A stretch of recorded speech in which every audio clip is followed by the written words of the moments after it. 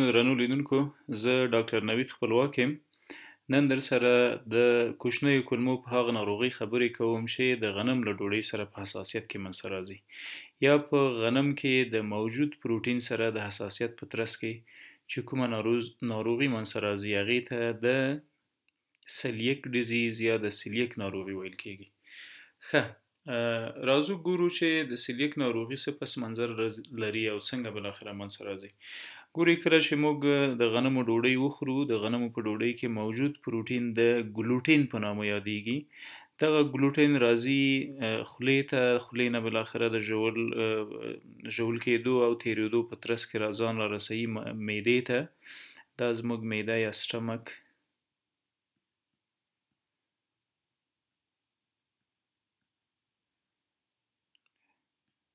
ښه، کله چې ګلوټین له معدې نه پاس کېږي کوچنیو کولمو ته راورسېږي، نو په ټوله دغه پروسه کې ډایجسټیو انزایمز یا هغه انزایمونه چې هضم منځته راولي او کمپلیکس مالیکولونه په ساده مالیکولونو بدلوي، په دغه ګلوټین باندې وسه نه رسېږي چې بالاخره تجزیه او تحلیل کړي.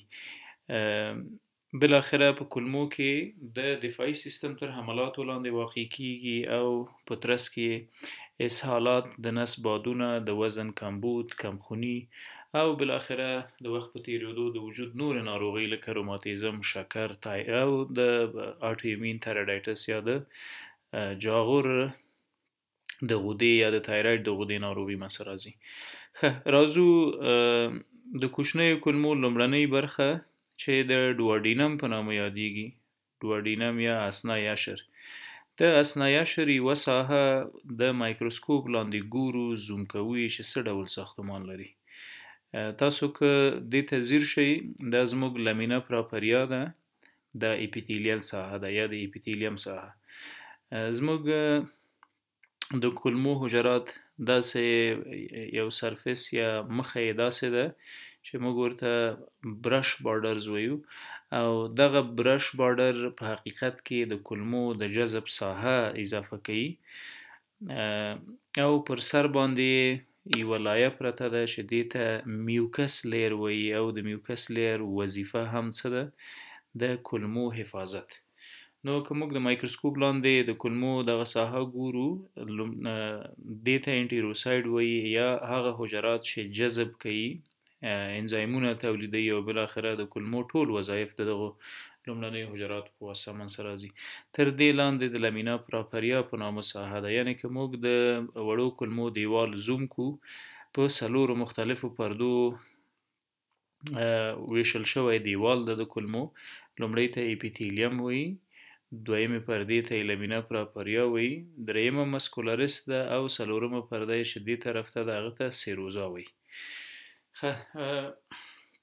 راځو سلیک ډیزیز یا د سلیک په ناروغۍ کې یا د غنم له ډوډۍ یا د ګلوټین پروټین سره په حساسیت کې څه منځته راځي. ګورئ، که موږ د کولمو ساختمان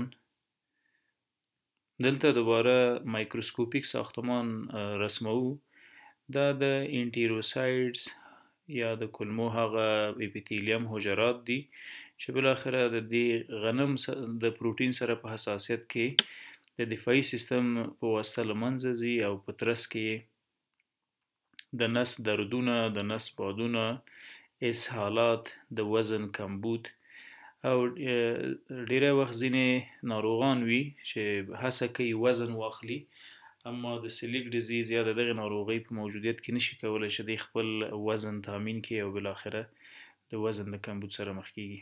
په هر حال دا د هرې حجرې هسته ده او د هستې په منځ کې ډي ان اے او جینیټیک کوډونه موجود وي. کله چې ګلوټین راځي، د انټیروسایډ یا د دغه حجراتو نه چې دې ته انټیروسایډز یا د کولمو حجرات وایي، انټیروسایډز په خپل سرفیس کې د برش بارډر په نامه ساختمان لري. کوم انزایمونه چې له دې ساحې تولید کیږي، کوم مواد چې تولید کیږي، په هغو کې یو برش بارډر انزایم ده. برش بارډر انزایم د ګلوټین په نامه پروټین اخلي او تجزیه کوي په خپلو اجزاو باندې. یعنی ګلوټین له دوو پروټینونو جوړ شوی ده، ګلایډین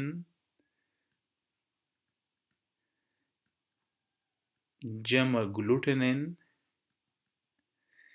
دا دواړه بالاخره مساوي کیږي له ګلوټین سره. ګلوټین یعنی کله چې موږ غنم واخلو، وړه یې کو، وړه لامده کو، پاخه یې کو، دغه پروسه کې ګلایډین او ګلوټینین سره یو ځای کیږي او د ګلوټین په نامه پروټین جوړي.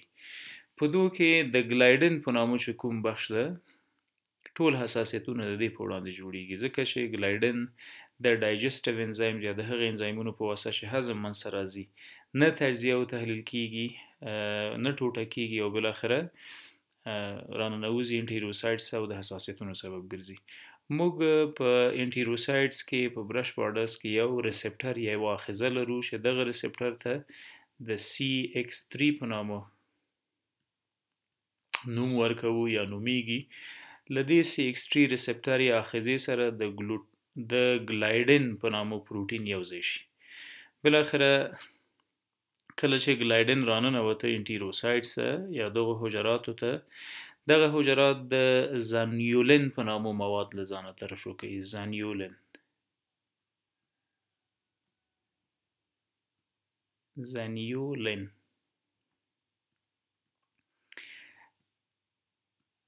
په دې وروسته غږیږو چې زانیولین بالاخره د تولید نه وروسته څه پیښوي، کوم نور خطرات وجود ته او دغه کلمو ته منسره پیښوي. د ګلایډین په نامه پروټین د خپل آخذې لخوا واغیستل شو، انټیروسایډ ته راننویست او بالاخره د حجراتو دویمه برخه چې د لامینه پراپریا په نامه یادیږي، دلته ګلایډین پروټین راننوت راغی.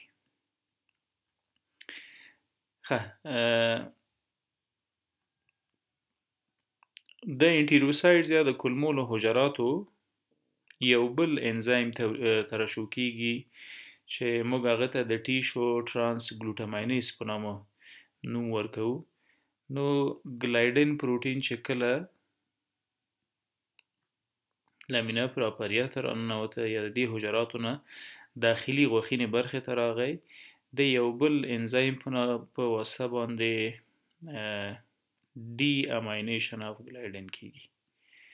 ډي اماینیشن ګلایډین په ځینې ریفرنسونو او کتابونو کې ډي اماینیشن ګلایډین پپټاید هم ورته ویل شوی ده. په مجموع کې هدف همدغه د ګلایډین پروټین ده چې له حجرې راننوته غوښینې برخې ته لامینه پراپریا ته او له هغه ځای نه بالاخره د وینې جریان ته ننوځي او د بدن د حملاتو لاندې راځي. ډي اماینیشن ګلایډین پپټاید. د غنمو ډوډۍ یا غنم اوړه کړل، اوړه لامده شول، پاخه شول، په دغه پروسه کې ګلایډین او ګلوټینین سره یو ځای کیږي، ګلوټین جوړوي. ګلوټین بالاخره د ژولو خوړلو د لارې ځان را رسوي کولمې ته. کولمې کې د برش بارډر انزایمز راځي او دغه ګلوټین اخلي، په خپلو اجزاو یې تجزیه کوي، ګلایډین او ګلوټینین. ګلوټینین هیڅ کوم تکلیف نه لري، اما د ګلایډین په نامه چې کومه برخه ده دا د ډایجسټیو انزایم یا زموږ د وجود د هضمي انزایمونو په واسطه باندې نه هضمیږي، نه پارچه کیږي، نه ټوټه کیږي، ځکه وسه پې نه رسیږي او بالاخره د خپلو آخذو د لارې راننوځي حجراتو ته او د بدن اعضاو ته او د حساسیتونو سبب ګرځي. کله چې ګلایډین لامینه پراپریا یعنی دې ساحې ته راغی، دویم نمبر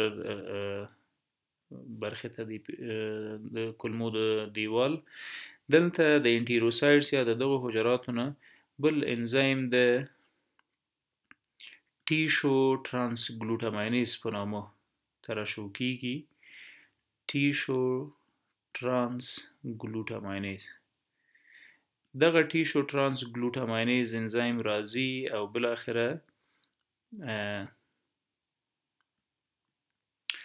ګلایډین اخلي، په ډي اماینیشن کیږي او د یو بل پپټاید یو بل پروټین ته نه جوړي چې هغه هم په خپل ترکیب کې ګلایډین لري. دلته نو بالاخره د دغه پروټین سره چې کوم تعامل کیږي دا زموږ د بدن د دفاعي سیستم له حملاتو لاندې راځي. یو څه نور هم د همدې وضعیت وضاحت کوو. فرضاً دا زموږ د کولمو هغه د انټیروسایډز حجرات دي.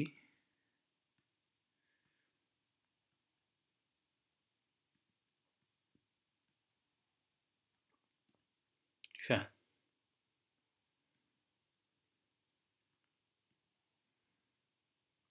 دا د انټیروسایډز برش بارډرز دي. د برش بارډر موجودیت په انټیروسایډز یا د کولمو په حجراتو کې د سرفیس ایریا زیاتوي یا د جذب لپاره ساحه زیاتوي، او هره حجره په خپل منځ کې یو هسته لري، یو هسته ډي ان اے، آر ان اے او خپل مخصوص جنټیک کوډونه لري. کله چې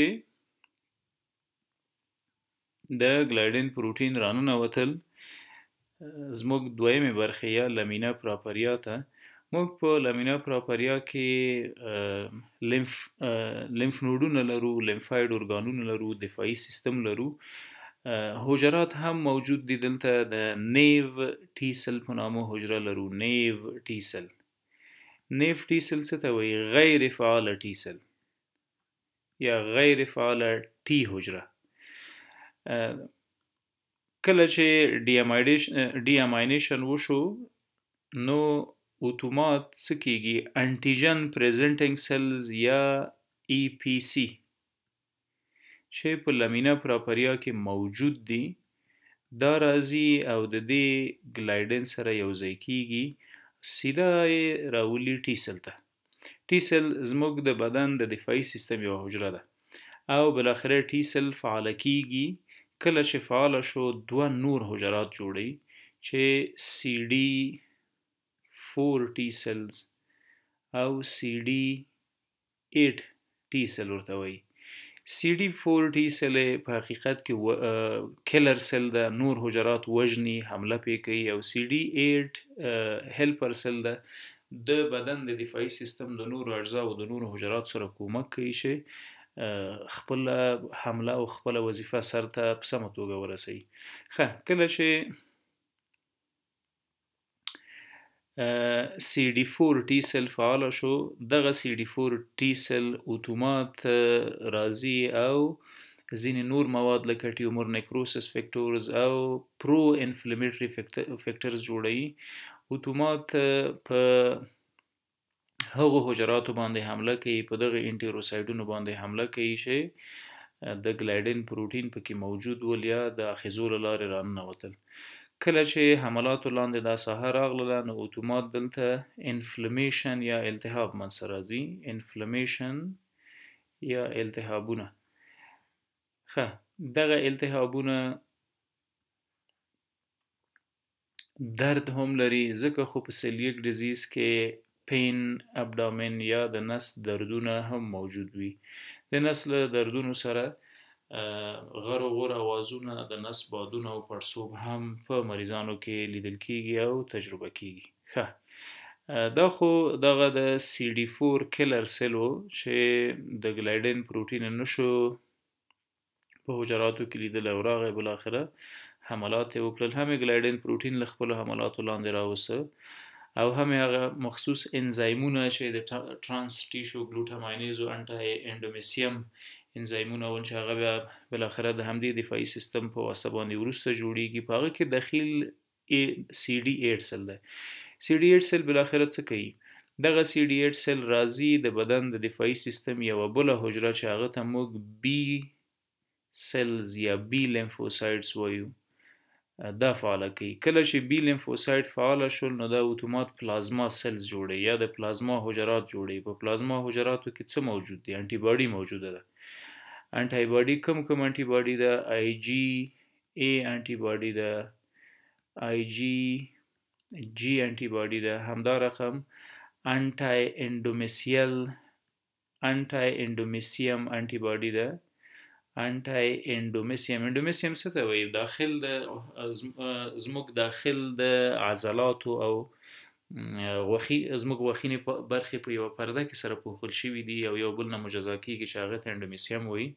نو کله چې بي سل فعاله شو دغه بي سل پلازما سل جوړوي چې په هغه کې انټي باډیانې موجود دي. دغه انټي باډي آی جي جي نومیږي، انټي اندومیسیم انټي باډي ده، انټي ټیشو ترانس ګلوټاماینیز انټي باډي ده چې دا بیا په ډیری وخت په تشخیص کې زموږ سره مرسته کوي. په هر حال انټي ټیشو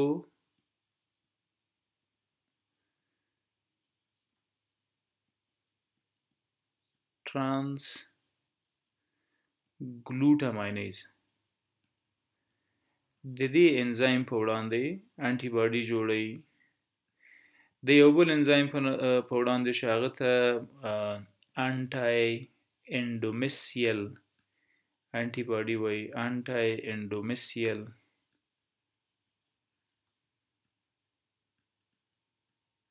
انټي باډي. ښه، دغه انټي باډیانې کوي څه بالاخره راځي په هغه انټیجنونو په هغو ساحو باندې عمل کوي چې په هغو ساحو عمل کوي چې دفاعي سیستم ته د انټیجن حیثیت لري، د یو مهاجم و بیګانه حیثیت لري او بالاخره د هغه ساحې د مرګ و میر سبب ګرځي. ښه، راځو خپل بحث په همدې مورد کې دوام ورکړو. کله چې بي سل فعاله شو نو دغه انټي باډیانې جوړیږي. د دویم ځل لپاره چې کله مریض یا ناروغ غنم وخوري نو اتومات په وړاندې د حملې لپاره حجرات جوړ شوي وي، پلازما سلز. نو کله چې هم ګلایډن راغلل، غنم ډوډۍ مو وخوړله، د ګلوټونین او ګلایډن برخه تینه په کولمو کې جلا شوره. ګلایډن راځي دلته د خپل ریسپټر یا آخذې سره نښلي او راننوځي چیرته؟ انټیروسایډ ته. دغه انټیروسایډ د حملاتو لاندې راځي ځکه مخکې له مخکې نه ورته انټي باډي جوړه شوې ده او د دې حملاتو په ترڅ کې بیا عفونتونه منځته راځي، التهابونه منځته راځي. د دغه التهاب یوه نښه په نس کې د درد موجودیت ده. د درد سره اسهالات هم منځته راځي چې په هغې اوس یو څه غږیږو. دوامداره اسهالات په سلیک ډیزیز کې ځکه منځته راځي، ګورئ دغه برش بارډرز دي یا انټیروسایډ حجرات دي. کله چې د دفاعي سیستم تر حملاتو راشي نو مسلما دغه حجرات صدمه ویني او خپل هغه نورمال وظایف له لاسه ورکوي او بالاخره د جذب او د هضم په پروسه کې مرسته نه کوي. همدا ده چې د وزن د کمیدو سبب ګرځي او په اوږد مهالو کې د حجراتو د مرګ و میر سبب ګرځي. د برش بارډر حجراتو یا د انټیروسایډ په منځ کې په هر یوه کې لکه څنګه چې مخکې مو ویلي یوه هسته موجوده ده.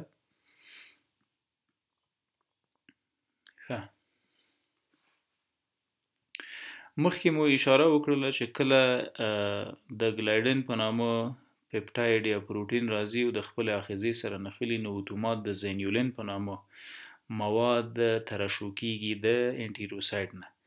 دغه زینولین چې کله هم ترشح شي راځي په دې حجراتو کې انټیروسایډ ته مختلفو انټیروسایډونو کې ځای په ځای کیږي او کیسه ګورئ که موږ دلته یوه حجره په دا ډول رسم کو، د هر انټیروسایډ یا د هرې دوه حجرو ترمنځ د ټاید جنکشن په نامه یا سلولر جنکشن په نامه جنکشنونه موجود دي یا د تقاطع د وصل نقاط موجود دي. دغه ځایونه د زینولین په واسطه باندې له حملاتو سره مواجه کیږي او بالاخره د انټیروسایډ حجراتو په منځ کې فاصلې راځي. یعنی انټیروسایډز یا د کولمو دغه حجرات بالاخره داسې یو شکل ځان ته غوره کوي. د دو په منځ کې لیکیج راځي، دا یوه حجره ده، دا یې بله حجره شوه، دا یې بله حجره. یعنی د حجراتو په منځ کې چې د ټاید جنکشن په نامه کوم سول هغه د دغه زینولین په نامه مواد اخلي او دا ټاید جنکشنونه له منځه وړي، د حجراتو ثبات له منځه ځي او بالاخره د دې په واسطه زمینه مساعد کیږي، یعنی که د دوه حجراتو ترمنځ دغه فاصلې داسې ایجاد شي، نو د دې فاصلو د لارې بالاخره له کولمو هر ډول مواد راځي د وینې جریان ته او د بدن د دفاعي سیستم تر حملاتو سره مخ کیږي. نو ځکه خو د وجود نورې سیمې هم ورسره ناروغه کیږي او د بدن مختلفې ناروغۍ ممکن دي منځته شي.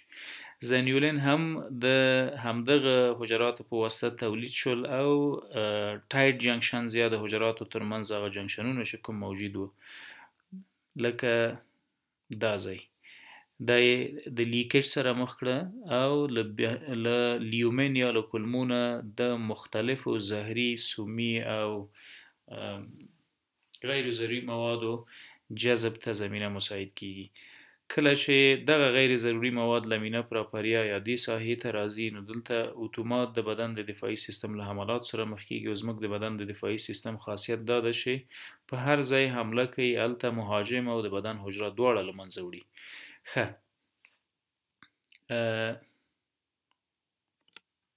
راځو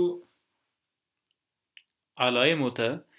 که څوک په سلیک ډیزیز اخته وي، نو کوم علایم پکې موجود وي، کومې نښې پکې موجود وي، کومې نښې مریض وایي، کومې ډاکټر پکې ویني. سمپټمز او ساینز، نښې، نښانې.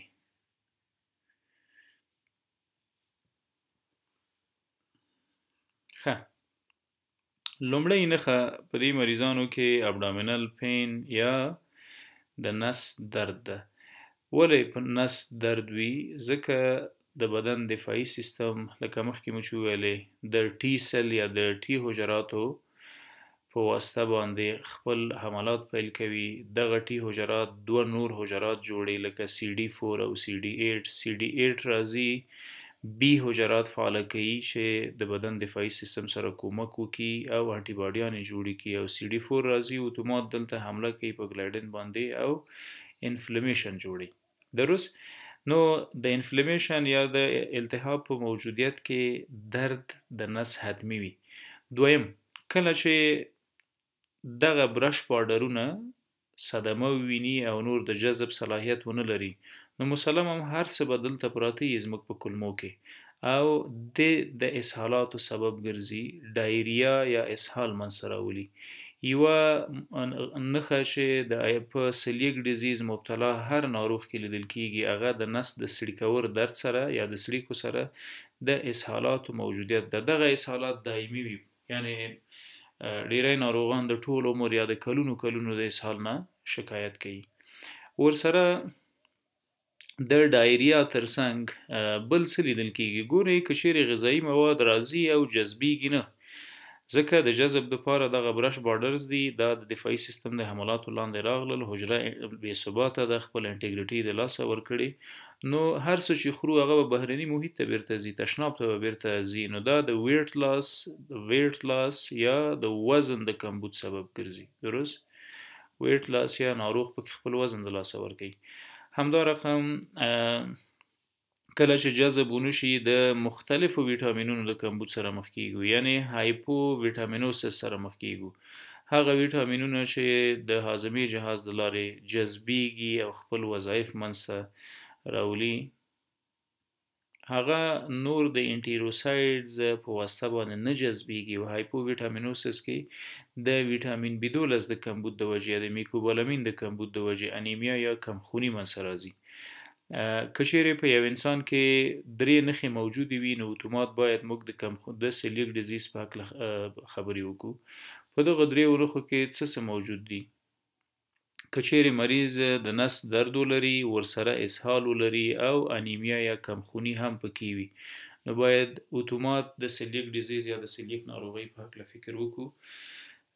ډیری وخت په سلیک ډیزیز یا په دغه ناروغۍ مبتلا انسانانو کې د نس بادونه غر اوازونه وي. ډیری وخت تشناب ته چې ځي د بادونو ترڅنګ ډیر کم کلیبر مینې ډکې متیازې کوي او ورو بالاخره د وخت په تیریدو دغه نقایص زیاتیږي، د کمخونیو د مختلفو مقوي موادو لکه منرالونه او ویټامینونه د هغو د کمبود سبب ګرځي.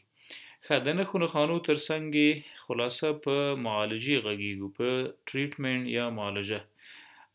متاسفانه تر اوسه پورې د سلیک ډیزیز لپاره کومه مشخصه درملنه نه ده په ډاګه شوې چې د هغې نه موږ د مریض په حیث استفاده وکړو له سلیک ناروغۍ نه خلاص شو.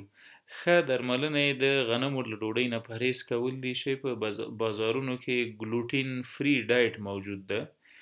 ګلوټین فری ډایټ یعنی هغه خواړه چې په خپل ترکیب کې د ګلوټین نه لري.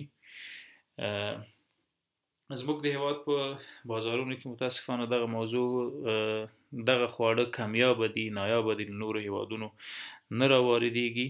ولې په غربي هیوادونو په نورو عربي هیوادونو کې د سلیک ډیزیز ناروغي څنګه کیږي؟ فقط هغه مخصوص خواړه د ټول عمر دپاره خوري چې پکې ګلوټین نه وي موجود. او زموږ په ټولنو کې باید د غنم له ډوډۍ نه پرهیز وکړو، نه هغه مواد چې په هغه کې ګلوټین موجود دي هغه نو ډیر کم پیدا کیږي په دې ټولنه کې. ترڅنګ یې که چیرې کمخوني منځته راغلي کولی شو د کمخونۍ لپاره له آیرن سپلمنټ یا فیرس سلفیټ نه استفاده وکړو. که د وایټامینونو کمبود وي، د ویټامین B12 کمبود وي، کولی شو د ویټامین B12 له منابعو نه استفاده وکړو، له نیوروبایان او سینګوبایان نه استفاده وکړو چې په خپل ترکیب کې ویټامین B12 لري. د نس د دردونو لپاره کولی شو د سپغول هسک نه استفاده وکړو یا له بادیانو نه، رازیانې نه، له دوی استفاده وکړو ځکه دا یو اوږد مهاله تکلیف د ټول عمر لپاره موجود وي. دقیق علت لا تر اوسه نه ده په ډاګه شوی چې ولې دفاعي سیستم د ګلوټین په وړاندې حساسیت ښیي، ولې دا کومه پروسه چې د حساسیت په ترڅ کې منځته راځي او موږ د تکلیف سره مخ کوي په هغې نه مفصلا وغږېدلو. مننه.